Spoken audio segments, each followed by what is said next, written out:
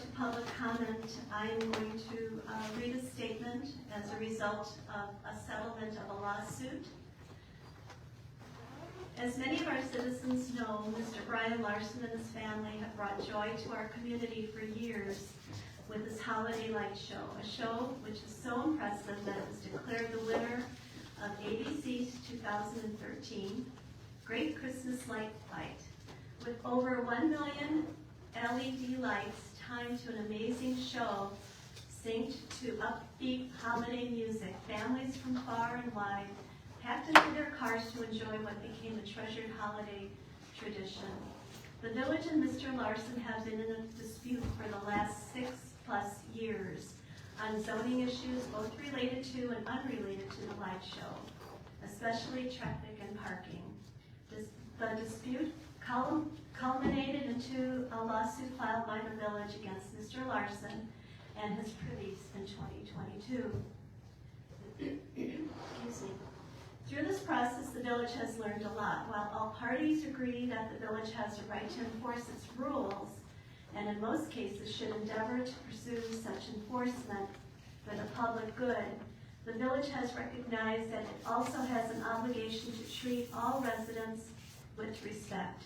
Therefore, the lawsuit that the village prematurely filed in this matter in 2022 has been cordially settled among the parties and approved by the court. The village can do better and will do better. Campton Hills is a small village run by volunteer neighbors, and the village realizes that a handshake is always better than a hammer. The village has dismissed its lawsuit and shook hands in friendship with Brian. Moving forward, the village will continue to enforce its rules and ordinances, but will be mindful that it is working with its neighbors, friends, and everyday folks who just want a peaceful place to enjoy all that our beautiful village provides. Thank you for your patience and understanding. And I'm going to ask Brian Larson to read this statement, please. Thank you.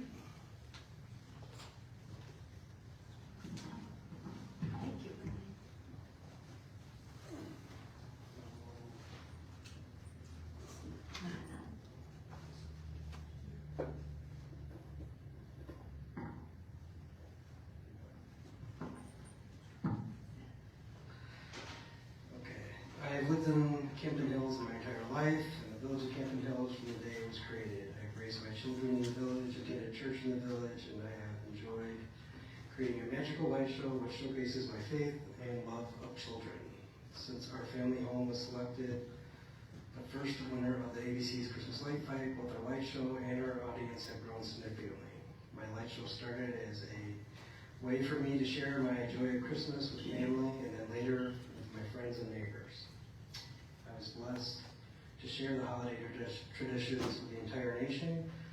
This joy came with an unanticipated cost.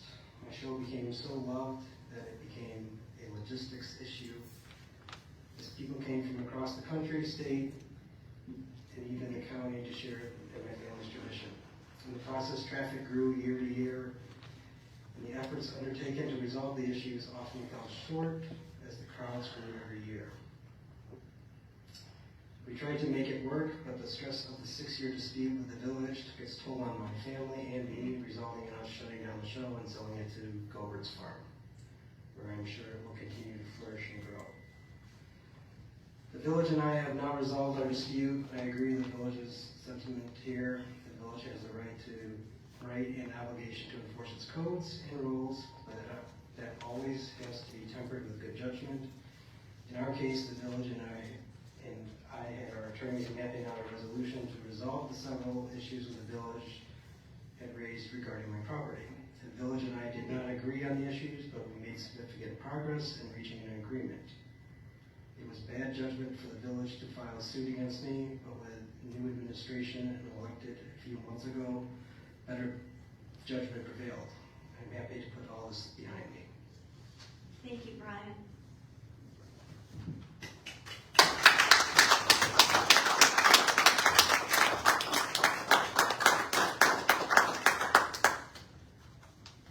All right, we'll open public comment. Brian, did you have anything else?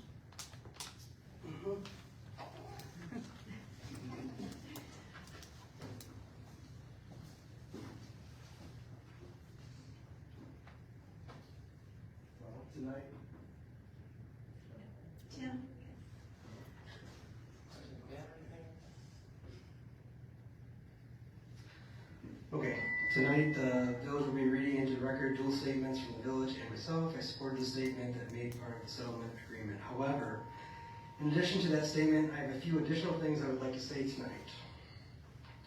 First and foremost, I want to thank the new board members and the new board president for doing their job, what they were hired to do. They did the right thing by separating the village from the conduct of Mike Terrell in the settlement. I feel the village is heading in a better direction with them. As for the old board members,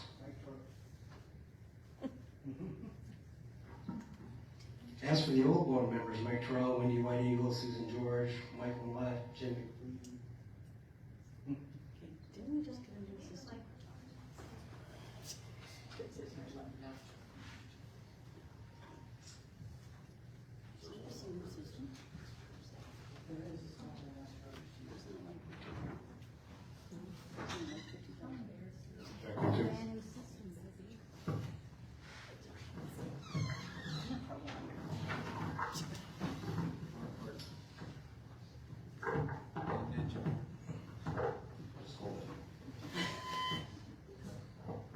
I'm going to read this next meeting too, since McKelvey wasn't here, so we'll hear it in a couple weeks. So, as I was saying, as for the old board members, Michael Terrell, Wendy White Eagle, Susan George, Mike Millett, Jim McLeavy, Ed Muncie, and Denise, this travesty falls on them. For 3 members still here, the right thing to do is for you guys to resign. But I know you won't do that. Right up until the day they voted on the settlement, they lied. They had us change things in the settlement, words, people's names, leaving out people's names.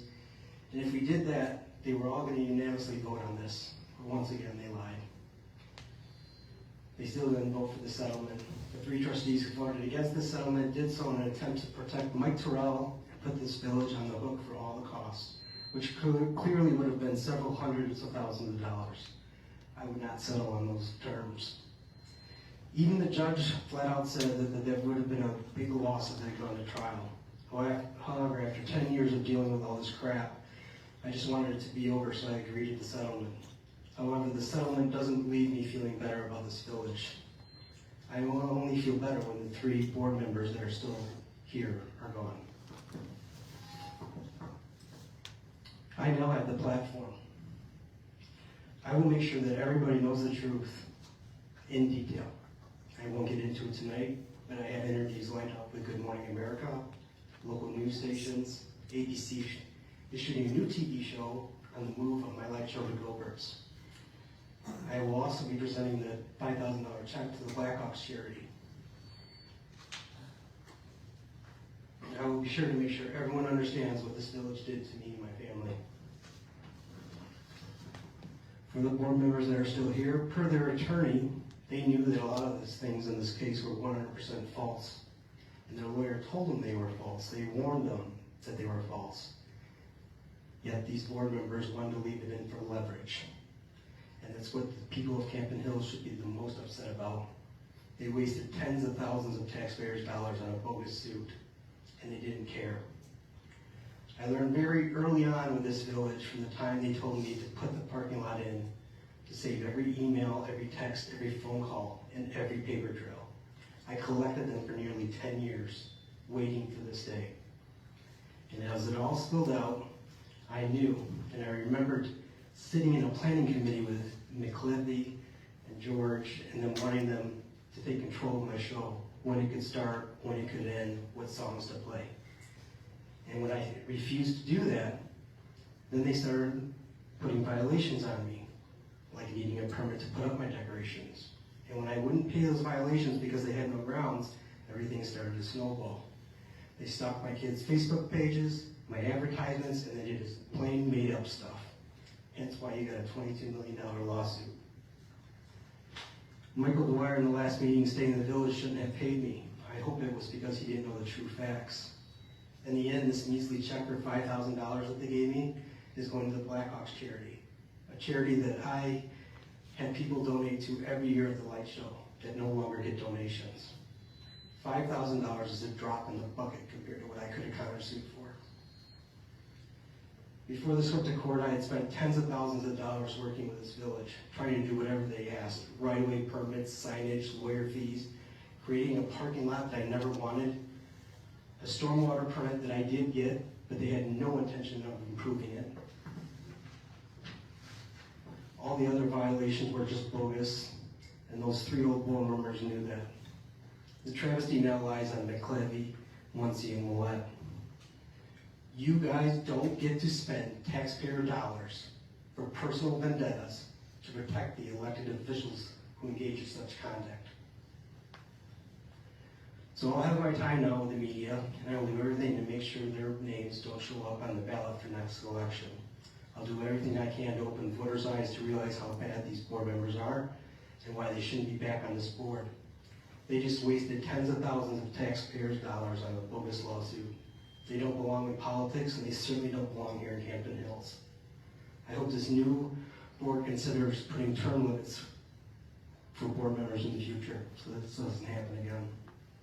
In the end, this whole thing stems from not being recognized on a TV show as Larson's Light Show of Campton Hills. However, now you're going to get recognition as the village of Campton Hills that destroyed it.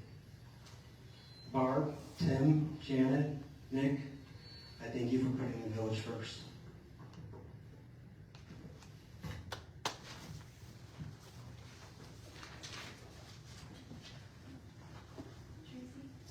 Kristen LeBlanc? That's me. How's everybody tonight? Do I need that? I think I can do it without. Hi, Kristen LeBlanc, if you don't know me. I just got back into town and I read the agenda and I wanted to come over and first say great job on working hard on a few of the big challenges you guys came into. I was happy to see that the Larson situation has been kind of extinguished and that it's no longer draining our community. So thank you very much for you guys put a lot of hard work in understanding the case and dealing with it. So thank you very much for doing that. Also, thank you very much for taking a serious situation on your personnel, trying to figure out where the direction of this village needs to go. For those of you who do not know, am I talking on that? No, now it's on live. For those of you that may not know, I manage the What's Happening Campton Hills page. I get a lot of feedback, a lot happens. I try to kind of calm it down. So I think there was a lot of positive feedback. So I'm just letting you guys know that the last 2 steps that you guys have taken has been received very well by the quiet village people that would just like to sit back and read and talk about who's lost dogs and chasing horses down the road and all the crazy things that happen in Campton Hills that they get to participate. I'm also here because I read the agenda. I noticed you guys are looking at hiring somebody on today. I'm kind of concerned. I only had about 10 minutes with Google, and I'm concerned, so I'm hoping everybody has taken time to, first off, temporary gov, as I've been in government long enough to know that that is very expensive.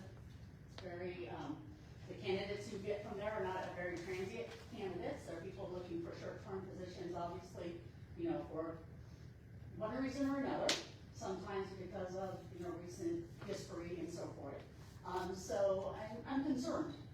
So I hope you guys are taking this seriously and that you're really looking at what our village needs. We're a small village. We're not typical.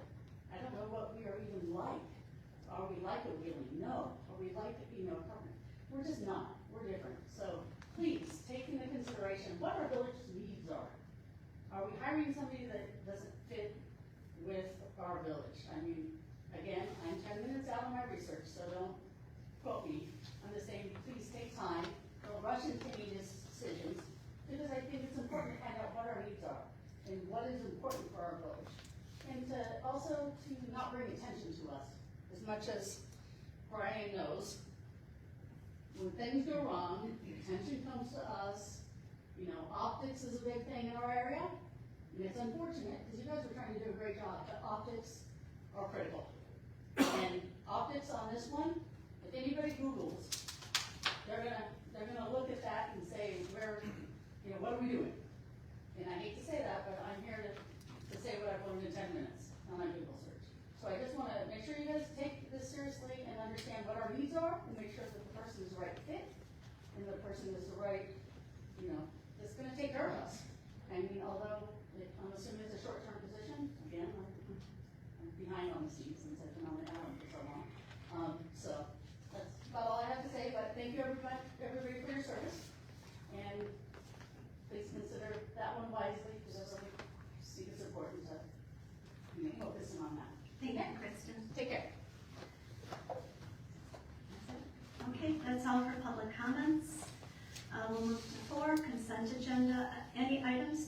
removed from the consent agenda? Seeing none, hearing none, motion then to move the consent agenda forward? So moved. Okay, Oh, moved by I'll second. trustee Burson, second? Tim.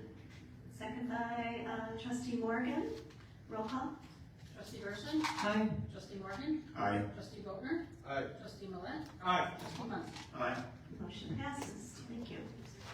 Department reports, police department. My full report isn't until next board meeting, so I know this has gone pretty long, so I'm gonna try to make this quick for you guys. Obviously, I already spoke earlier, we had which took a lot of media attention, we had the fatal traffic crash on 925 at 47 McDonald Road. It was a loaded tractor trailer, 70,000 pounds, was not the truck's fault. Unfortunately, the female driver disobeyed the stop sign on McDonald Road and drove into the path of the semi driver. Unfortunately, extrication was very extensive, and she unfortunately later was pronounced deceased. But I do want to give credit to King County Sheriff, King County OEM, and our CERT team, who did a lot for us. Sergeant Lingo and Officer DiMaggio were the only two guys on scene. If you ever have to deal with a fatal accident, especially one of that magnitude, you'll realize what goes into it. That's a lot for two officers to handle, so they did an excellent job. Just a couple upcoming events. Wednesday, October 4th, tomorrow, is our National Coffee with a Cop event. That's going to be hosted at Luau Coffee. First cup of coffee is on the Camden Hills Police Department. Tomorrow, I also have a walk, bike, and roll event for Bell Graham School. That promotes physical activity, safe passage to school. We do it every year. They always want CODA out there. And then Camden Open Space got a couple events coming up in October. Friday, October 13th, Gray Willows Farm. They have a haunt hike beginning at 8 p.m. And then they also have Creatures of the Night. That's going to be on October 20th from 5 to 10 p.m. That'll be at Goron Farm. Hay rides, s'mores, live animals, bunch of activities. As you heard earlier, the new CERT group completed their class, so they'll be ready to go. And our new part-time officer, Derek Bond, will start his field training next Thursday with Officer Cusick. That's all I have. Thank you, Chief Levan. Any questions for Chief? All right. Number 6, action items. Motion to approve resolution R-23-15, appointing Treasurer Timothy McPhillips as authorized agent for the Illinois Municipal Retirement Fund. So moved. Muncy. So moved by trustee Muncy, second by trustee Burson. Any discussion, questions? Okay, roll call please. Trustee Muncy? Aye. Trustee Burson? Aye. Trustee Boatner? Aye. Trustee Millet? Aye. Trustee Morgan? Aye. Okay, motion passes. B, motion to approve ordinance 23-08 and ordinance amending the Campton Hills Village Code regarding the village president's spending authority. I'll entertain a motion. So moved. Moved by trustee Burson. Second. Second by trustee Morgan. Discussion, questions? Hearing none, seeing none. Okay, roll call. Trustee Burson? Aye. Trustee Morgan? Aye. Trustee Boatner? Aye. Trustee Millet? Aye. Trustee Muncy? Aye. Okay, motion passes. C, motion to approve resolution number R-23-20, a resolution appointing village treasurer Timothy McPhillips as budget officer for the village. And I make a motion. motion made by trustee Morgan, second Second. by trustee Boatner. Discussion, questions? Okay, roll call. Trustee Morgan? Aye. Trustee Boatner? Aye. Trustee Burson? Aye. Trustee Millet? Aye. Trustee Muncy? Aye. Okay, motion passes. And D, motion to approve resolution 23-27, a resolution to enter into an intergovernmental agreement regarding the NICOR Franchise Ordinance Alliance. It's a cost-sharing agreement. So moved. Muncy. Moved by trustee Muncy, second by trustee Millet. Okay, any questions or discussion? Trustee Millet. This has been a while, if I remember. Who's in it right now? I think we have, I want to say the number's 8 members. Camden Hills would be the most recent one. The last one joined about a year ago. Off the top of my head, Wheeling, Hills Park, Berkeley,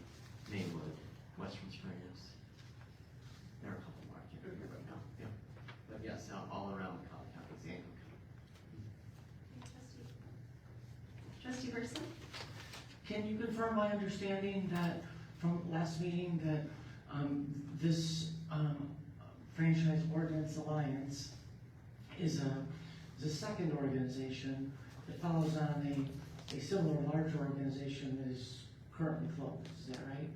And the intention of both organizations is to provide some heft and some negotiating leverage in working with NICOR, is that right? That's correct. Can't use the same name, it's not trademarked, but we try to differentiate each other. Exactly, you hit it on the head. This will hopefully give us more leverage to enter into a franchise agreement that will benefit all the parties. And so we'll get to work. Any more questions or discussion? I had one other. Trustee Bowman? Thank you. I know the cost with the 20 municipalities that are participating, that we're all splitting at 1/20 of the cost. I was curious if you anticipated what that cost would be, and then I was just trying to wrap my brain around where the leverage is, even with the 20 municipalities, once we invest in this. Because after the consortium, which they did not allow, they wouldn't negotiate with any individual municipalities outside of that. I was trying to pick up from this, we're gonna invest in this 1/20 of whatever the cost ends up being. But could you talk about kind of how do 20 municipalities coming in and asking for this, why not just say, no, where's what does NICOR get out of this? They already have our business. Sure, it's really a time-saving benefit for them. They'd be negotiating with one point of contact, and then they would know that all of the municipalities that join the alliance, similar to how they joined the consortium, would be locked into a certain term. They wouldn't have to go back to the table as all of the other agreements expire, whereas right now it's patchwork of when they would expire. It would be a lot easier for NICOR at the end, and it would give us essentially better buying power. And if changes happened, or if the market shifted, that would be more beneficial for us to go back to the table. We're proposing going back on more regular opportunities, or more often of frequency, rather than a typical franchise agreement has a very long term for renegotiation. It looked like this was a 25-year term is what we were. That's what we're initially anticipating. And as far as a projected cost, I mean, I can say that we haven't built any of the numbers yet, because the consortium none of the numbers have been built. But when I last looked at the figures, it was in the mid to low four figures that has been built at this point, because we're really just getting people signed up. And we prepared the template documents, which have an agreement. So that in the template franchise agreement's already prepared. So that would be a cost benefit to the village, because there's not going to be considerable more time preparing the template agreement. And then we would look at this as an investment in this franchise, and we would expect that we would get a return of the savings over what course of time, the investment in doing this. Sure, it really depends on how much of the cash payment is every year. The flip side is we negotiate directly with NICOR, and the village would bear the entire cost of that negotiation. And just speaking from experience, I can tell you that a lot of the terms that are included in here, we wouldn't get. And not even saying it's very unlikely we wouldn't get them, we just wouldn't get them. Can I ask one more? The 20 villages that this is being presented to, how many so far, like where are we at volume-wise? Are we? Sure, I think we're between 8 and 10 right now, and the efforts have been revived more recently. It started before COVID became a thing, and then stalled out during that period of time. So we're starting to bring it to more communities more recently. So the goal is to get to 20. You work directly with all of these, obviously, so and you're feeling pretty optimistic that this is gonna. I think we can get a number of more communities to sign on, and then make a good push at it. And if negotiations fall apart, then we don't anticipate that we continue to push that way. Right. Thank you, Carver. Sure. Thank you. All right, any other questions? Trustee Burson? It's a bit of a devil's advocate question, so I'm going to take it wrong. But 25 years in the 21st century sounds like a way long time to me. you know, I don't, is there anybody here that signed up to do anything for 25 years? So part of me feels like saying 25 years, really, that's what we're trying to get down to, right? Because they started at what, 50? 50.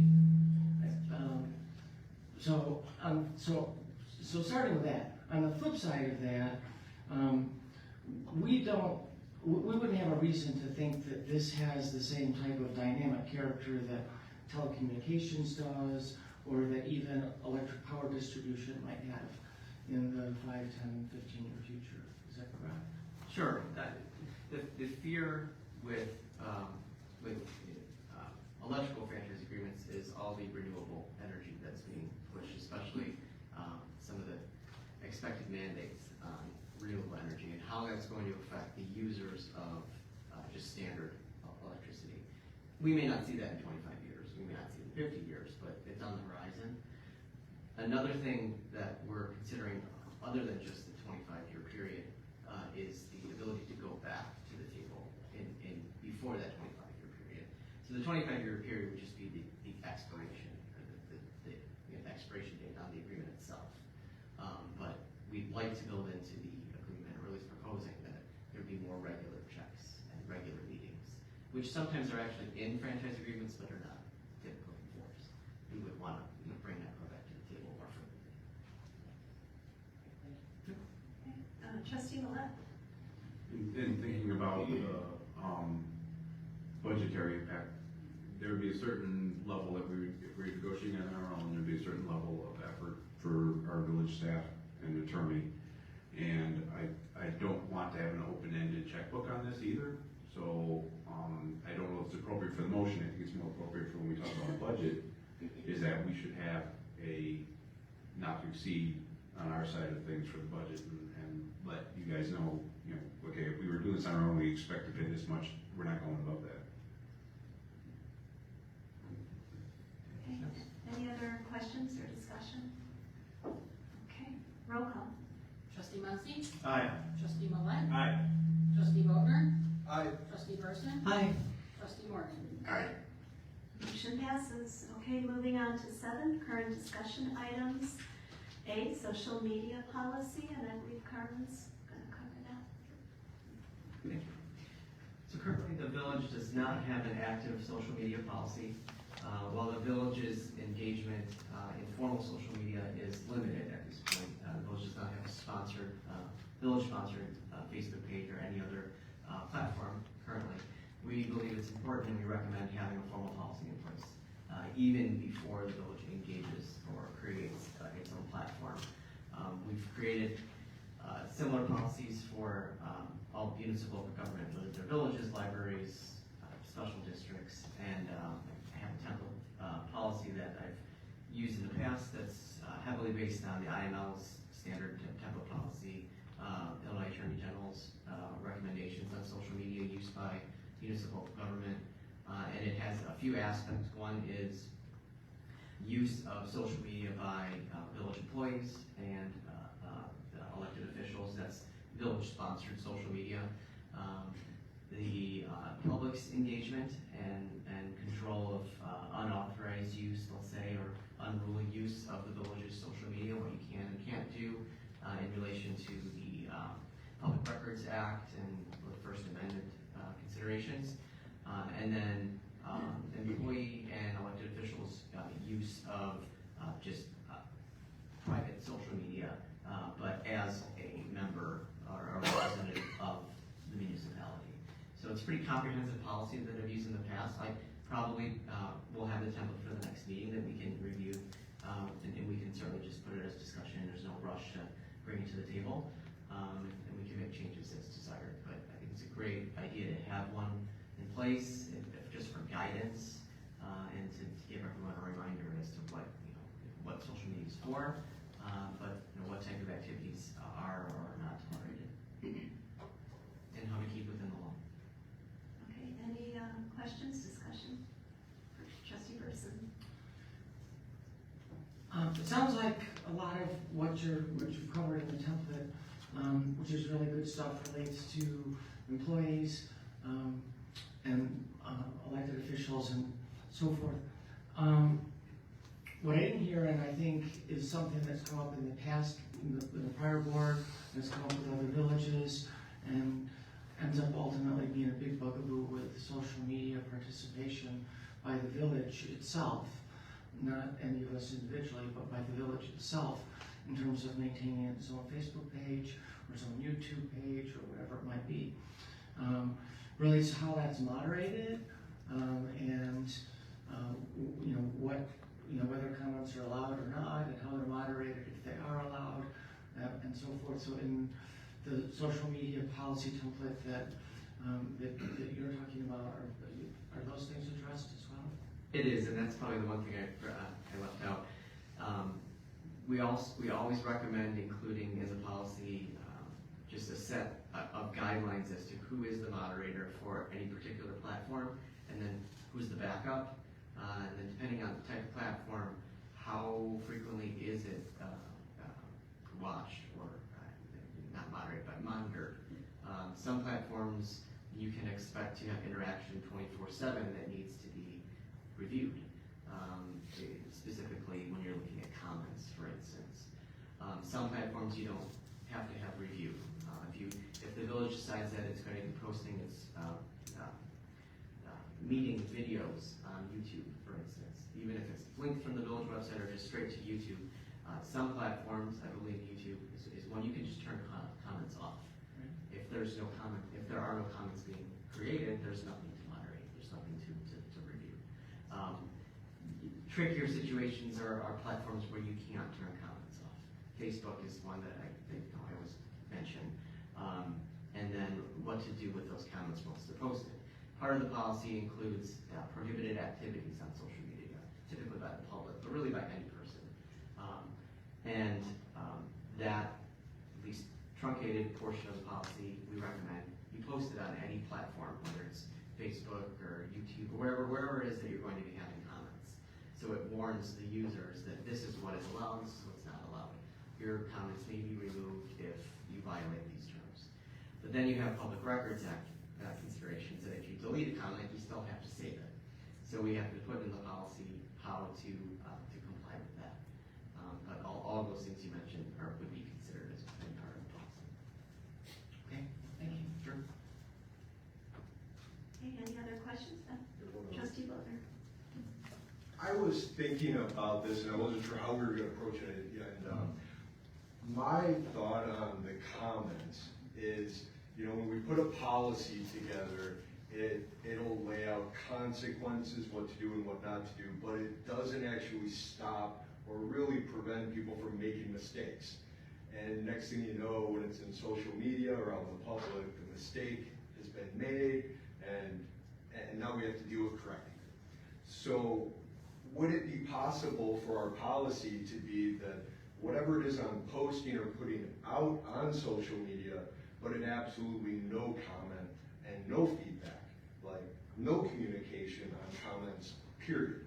And then it's very simple. We don't have to post, done, no monitoring, no potential issues, no policy, just done. There's nobody who comments.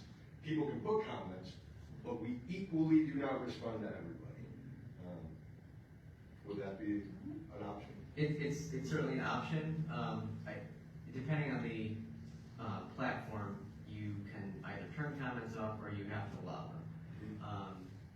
And what you mentioned is it's a possibility. The risk is that there could be comments that are posted that are obscene or threatening in nature, which is really more of the bigger concern, not unfavorable. I mean, anyone can post anything they want, whether favorable or unfavorable to their opinion of the village.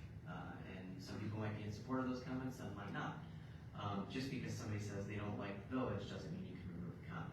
But if they put something on there, I don't like the village and I'm going to do this, and it's threatening, or it could, lead to criminal or allegation of criminal behavior, even that platform's policy might require that it be removed. So typical policy that we recommend includes restrictions like that. No hateful speech, nothing to incite violence, things like that, nothing derogatory. But it's a fine line, and there's an interpretation to anything. In the end, you have to be clear when you allow comments that you're not creating an open public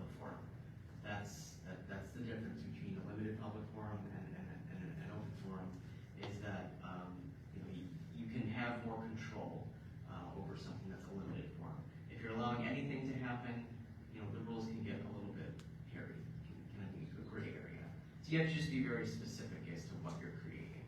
And, you know, from a legal aspect, my recommendation is not to allow any comments at all, because then you don't have to moderate anything. But it doesn't work with all platforms, and there are benefits to social media, like getting information out to the public, that some of these platforms are really helpful in using.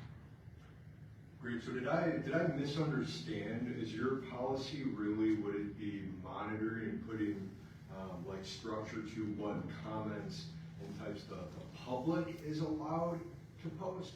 'Cause I felt like that's what you were just, or is it regarding what the village would be typing in the comment section back to people? Really, it's really both. It's both, And yeah. not for the same reason, though. There would be restrictions on the types of comments or any activity that would not be allowed. And it's not just, you know, if there's a post about the National Night Out and somebody says, well, I don't like that the village does this here, I mean, they can say whatever they want as long as they're not violating some of the other rules of, you know, related to obscenity or violence or anything like that. So it's more of a restriction on, let's say, improper behavior for the public. There is a part of the policy that I've used that gives guidelines for when the village, you know, what the village should be using social media for. You know, not, and this can be tailored to the clients, but a lot of clients don't like to, or like to limit the posts to not promoting certain private events, or they don't even want to go so far as to talk about businesses in town. They don't want to see it favoring anyone, this is for informational purposes only. Village-sponsored events, community events, but not any advertisements. So it kind of speaks to both of the subjects. So can so you're gonna be putting this together, and we would expect it, so could we request, unless there's any objection, I'm not sure what the other side would be to this, to have the village where we do not put any comments? Because I just perceive that comments from the village, potentially with consequences, it's rules in place, where that could lead to, you know, something where all of a sudden now we're dealing with, I don't know what it is, you know? And that's very reasonable. Responding to comments is, I typically don't recommend it. Yeah, okay. I'll be honest, I follow all the clients that I work with. I mean, I follow all of our firm's clients as much as I can on social media, just because I like to see what's going on and you'll be in tune there. And other towns too. And I don't know of many that respond to comments. Good, okay. There are a couple, you know, in my opinion, I don't think it's a great idea for, you know, a publicly sponsored account to be interacting on It's a little Facebook too posts. off the cuff. Unless it's informational. If somebody has a question, oh, what time is this at? You know, something like that. But responding to a concern on social media, you're right, it can cause a lot of confusion, and I would recommend it. Okay, one more comment. Isn't the majority of the moderation that you would contemplate on a Facebook page, for example, which is really the tough one here, or even tougher if we had Twitter, but we don't, right? So, but if you have a Facebook page and you're not really able to turn commenting off, isn't the thrust of what you're talking about is what you delete really, not so much what you respond to, but what you remove because it's judged to be not appropriate, not in conformance with acceptable use on the page? Right, you would have your policy, or at least a set of rules at the beginning, at the top of the Facebook page, and then whoever is moderating, or monitoring the posts and the comments would go in on really in a real-time basis or a regular basis and remove comments, if they violated, not respond, no. And then they would keep a copy of the comment and when it was removed for Public Records Act purposes. Okay. All right, moving on, and we'll go to B, 2023 roadway program change order number 2, and I believe that's Scott. Thank you. So earlier this evening, you approved the first change order for this roadway project. This second one for discussion this evening, barring any last minute paperwork changes, this would be the final balancing change order for this year's roadway project. Proposed to come in about $184,000 under budget. It's balancing of different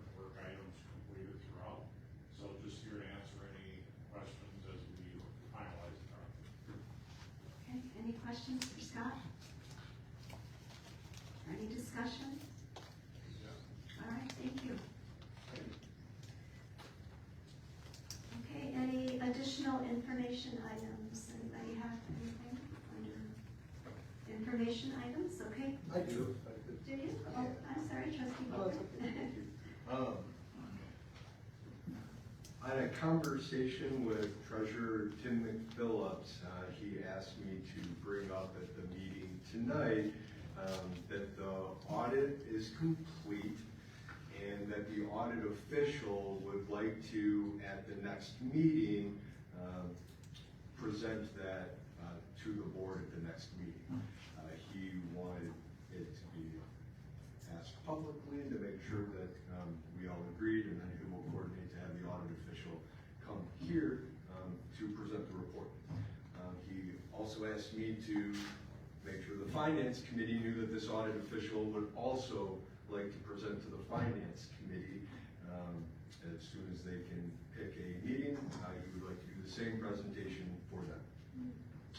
So I guess if the board agrees, I don't know, it's just a scheduling thing, but. So we'll make sure it's on the next agenda as Yep, well. you got it. Thank you. Okay, thank you.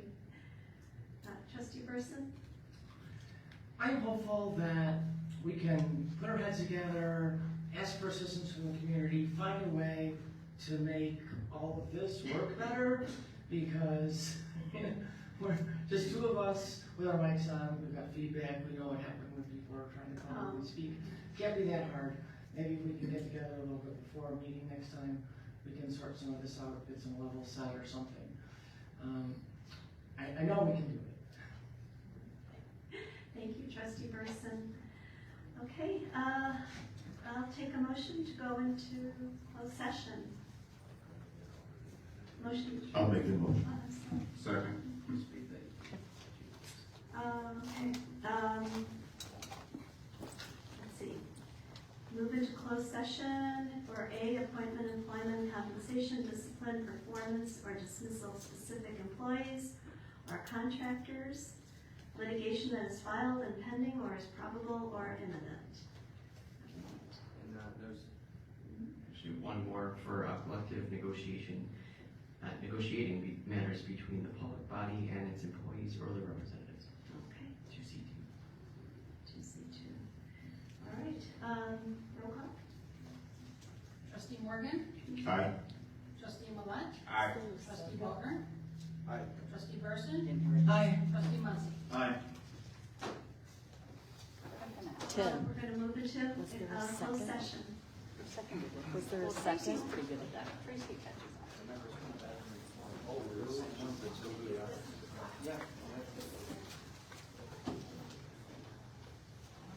Balance some change orders still.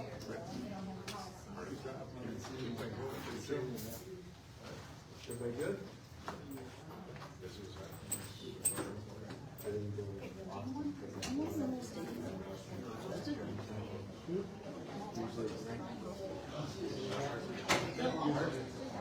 That usually happens.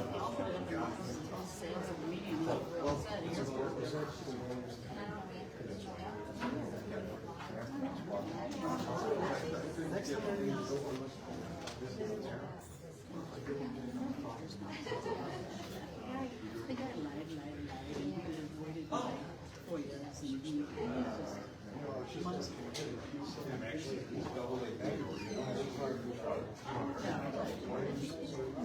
you want.